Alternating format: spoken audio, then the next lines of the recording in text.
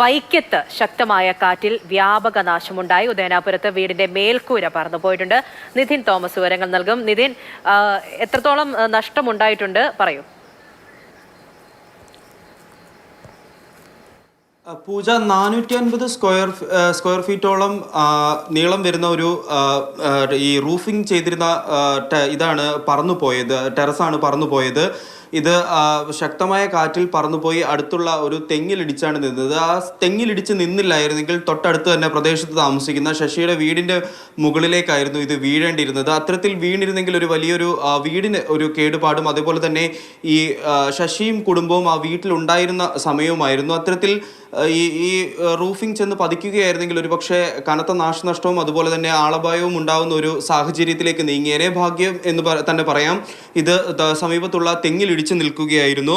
വൈക്കം ഉദയനാപുരം കിഴക്കേനട അല്ലിയുടെ വീടിന്റെ roofing work ചെയ്തിരുന്ന മേൽക്കൂരയാണ് ഇത്തരത്തിൽ പറന്നുപോയത്. പ്ലാത്തോട്ടത്തിൽ ശശിയും കുടുംബാംഗങ്ങളുമാണ് തലനാരിഴയ്ക്ക് രക്ഷപ്പെട്ടത് എന്ന് തന്നെ പറയേണ്ടിയിരിക്കുന്നു. ശക്തമായ കാറ്റുണ്ടായിരുന്നു. ആ കാറ്റിലാണ് ഇത്തരത്തിൽ 450 സ്ക്വയർ ഫീറ്റോളം നീളം വരുന്ന റൂഫിംഗ് പറന്നുപോയത്.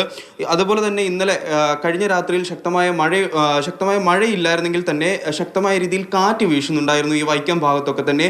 അത്തരത്തിൽ കാറ്റിൽ പല ഭാഗത്തും മരങ്ങൾ ഒടിഞ്ഞു വീഴുന്ന ഒരു സാഹചര്യവും ഉണ്ടായിരുന്നു. വൈക്കം അഗ്നിരക്ഷാ സേന വളരെയധികം പാടുപെട്ടാണ് ഈ റൂഫിംഗ്, ഈ തെങ്ങിന്റെ മുകളിൽ നിന്ന് താഴേക്ക് ഇറങ്ങുന്നത്. നമുക്കത് ദൃശ്യങ്ങളിൽ വ്യക്തമാണ്. ശരി, നിതിൻ തോമസ് ആണ് വിവരങ്ങൾ നൽകിയത്. മഴയോടൊപ്പം തന്നെ ശക്തമായ കാറ്റുമുണ്ട്. അത് പലയിടത്തും നാശനഷ്ടങ്ങളൊക്കെ ഉണ്ടാവുകയും ചെയ്യുന്നുണ്ട്. ഏറ്റവും ഒടുവിൽ വൈക്കത്ത് നിന്നുള്ള വിവരങ്ങളാണ് ഇപ്പോൾ കേട്ടത്.